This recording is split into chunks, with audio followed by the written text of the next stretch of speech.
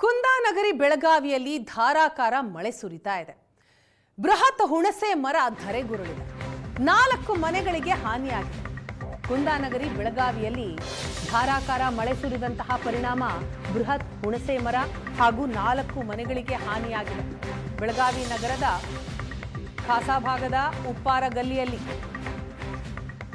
ಕಳೆದ 3 ದಿನದಿಂದ ಧಾರಾಕಾರ ಮಳೆ ಸುರಿತಾ ಇದೆ. ದೃಶ್ಯದಲ್ಲಿ ನೋಡ್ತಾ ಇದ್ದೀರಿ, ಬೃಹತ್ತಾದಂತಹ ಹುಣಸೆ ಮರ ಇದೆ, ಮನೆ ಮೇಲೇನೆ ಬಿದ್ದಿದೆ.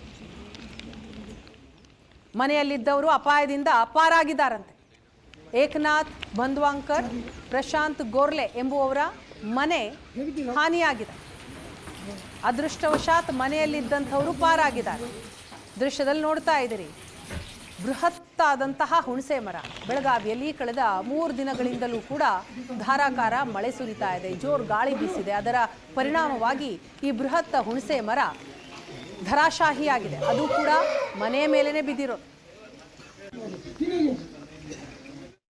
ಇದೀಗ ಗಿಡ ಒಂದು ಮರಳಿ 4 ಮನೆಗಳ ಮೇಲೆ ಗಿಡ ಒಂದು ಉರುಳಿರುವಂಥದ್ದು ನೀವು ದೃಶ್ಯದಲ್ಲಿ ಕೂಡ ನೋಡ್ತಿರುವಂಥದ್ದು. ನಾವೀಗ ಬೆಳಗಾವಿಯ ಕಾಸ್ಬಾಗದಲ್ಲಿ ಇರ್ತಕ್ಕಂಥ ಉಪ್ಪಾರ ಗಲ್ಲಿಯಲ್ಲಿರುವಂಥದ್ದು ಈ ಒಂದು ಹುಣಸೆ ಮರ ಏನಿತ್ತು, ಹುಣಸೆ ಮರ ಸುಮಾರು ಬೃಹತ್ ಆಕಾರದ ಮರ ಏನಿದೆ, ಸುಮಾರು 4 ಮನೆಗಳ ಮೇಲೆ ಉರುಳಿ ಬಿದ್ದಿರುವಂಥದ್ದು. ಹೀಗಾಗಿ ಮನೆಯಲ್ಲಿದ್ದಂತಹ ಸುಮಾರು 4 ಮನೆಯ ಕುಟುಂಬಸ್ಥರು ಅಂದ್ರೆ 20ಕ್ಕೂ ಅಧಿಕ ಜನರು ಪ್ರಾಣಾಪಾಯದಿಂದ ಪ್ರಾಣಾಪಾಯದಿಂದ ಪಾರಾಗಿರುವಂಥದ್ದು. ಕೇವಲ 2 ಜನರಿಗೆ ಮಾತ್ರ ಸಣ್ಣ ಪುಟ್ಟ ಗಾಯಗಳಾಗಿರುವಂಥದ್ದು.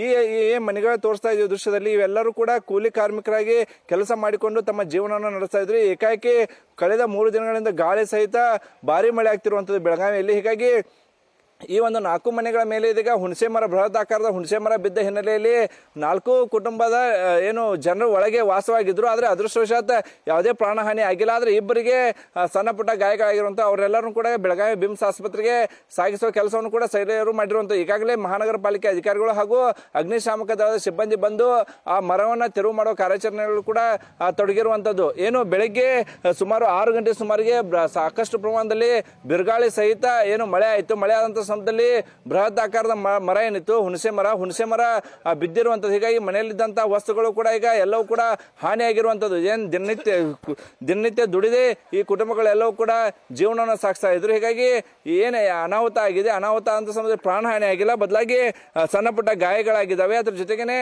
ಈಗ ಆ ಮರಗಳ ತೆರವು ಮಾಡುವ ಕೆಲಸವನ್ನು ಕೂಡ ಅಧಿಕಾರಿಗಳು ಮಾಡಿರುವಂತ ನಮ್ಮ ಜೊತೆಗೆ ಸ್ಥಳೀಯರಿದ್ದಾರೆ, ಅವ್ರನ್ನ ಮಾತಾಡ್ಸೋಣ. ಮಧ್ಯಾಹ್ನ 1 ಗಂಟೆಗೆ ಗಿಡ ಬಿತ್ತು.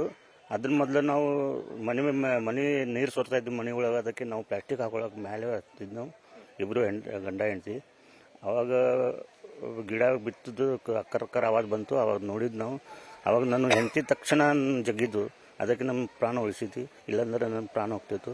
ಅದ್ರ ಸ್ವಲ್ಪ ನಮ್ಮ ಪೆಟ್ಟಾಗಿತ್ತು ಕಾಲಿಗೆ, ಅಷ್ಟು ನಮ್ದು. ಇಲ್ಲಾಂದ್ರೆ ನಾವು ಪ್ರಾಣ ಹೋಗ್ತಿತ್ತು. ಮತ್ತು ಇಲ್ಲಿ ಮಕ್ಕಳೇ ಆಟ ಆಡ್ತಾರೋ ಇಲ್ಲಿ. ಅವರು ಮಳೆ ಸಲುವಾಗ ಒಳಗಿತ್ತು ಎಲ್ಲರೂ. ಅದು ಮತ್ತು ಅವ್ರದ್ದು ಪ್ರಾಣ ಉಳಿಸಿದ್ರಿ. ಮತ್ತು ನಮ್ಮ ಅಣ್ಣನ ಹೆಂಡತಿ ಆಗಿ ಬಟ್ಟೆ ತೊಳ್ತಾ ಇದ್ದೆ, ಅವ್ರ ಮ್ಯಾಗ ಬಿತ್ತು, ಅವ್ರದ್ದು ಪ್ರಾಣ ಉಳಿಗಿತ್ತು. ಈ 4 ಮನೆಗೆ ಎಷ್ಟು ಜನ ಇದ್ರು ಸಾಹೇಬ್ರು? ಇಲ್ಲಿ ಒಟ್ಟು ಇಲ್ಲಿ 4 ಮನೆಗೆ 6 ಮಂದಿ ಇದ್ರು. ಅಲ್ಲಿ 20 ಮಂದಿ ಇದ್ರು. 1 ಗಂಟೆ ಆಗಿತ್ತು. 20 ಮಂದಿ ಯಾರಿಗೆ ಏನು ಪೇಟೆ ಆಗಿಲ್ಲ, ಸ್ವಲ್ಪ ಆಗಿತ್ತು ಅಷ್ಟೇ. ಯಾಕಂದ್ರೆ ಅತಿ ದೊಡ್ಡ ಮರ ಐತಿ, ಬಹಳ ಹಳೆ ಮರ ಅನ್ಸುತ್ತದ.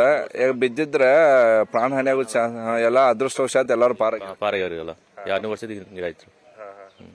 ಈಗೇನ ಯಾರು ಅಧಿಕಾರಿಗಳು ಬಂದು ಸ್ಥಳಕ್ಕೆ ಬಂದು ಹೋಗ್ಯಾರ. ನಿನ್ನೆ ಕಾರ್ಪೊರೇಷನ್ ಬಂದು ನೋಡಿವ್ಯಾರ ಅವರು. ಈ ಸರ ಮರ ಸಂಪೂರ್ಣವಾಗಿ ತೆರವು ಮಾಡಿಲ್ಲ. ಬರ್ತಾ ಅಂದ್ರೆ ನಿನ್ನೆ ಟೈಮ್ ಇತ್ತಲ್ಲ, ಸಂಜೆಗೆ 5 ಗಂಟೆಗೆ ಬಂದಿರ ಅವರು. ಏನು ಪರಿಹಾರ ಕೊಡ್ತಾ ಅಂದ್ರೆ ನೋಡು, ಅಷ್ಟು ಪರಿಹಾರ ಕೊಡ್ಬೇಕ್ರಿ, ಅಷ್ಟು ಸರ್ಕಾರ ಮಾಡ್ಬೇಕು. ಇಷ್ಟು ಸ್ಥಳೀಯರು ಹೇಳ್ತಿರುವಂತದ್ದು. ಏನು ಸಂತ್ರಸ್ತ ಕುಟುಂಬ ಇದೆ ಅವರಿಗೆ ಪರಿಹಾರ ಕೊಡಬೇಕು ಅನ್ನುವಂತ ಆಗ್ರಹಗಳು ಕೂಡ ಈಗ ಕೇಳಿ ಬರ್ತಿರುವಂತದ್ದು. ಕ್ಯಾಮರಾ ನರೇಶ್ ಪಾಲ್ ಜೊತೆ ಅನಿಲ್ ಕಾಜ್ಗಾರ್, ಏಷ್ಯಾನೆಟ್ ಸುವರ್ಣ ನ್ಯೂಸ್, ಬೆಳಗಾವಿ.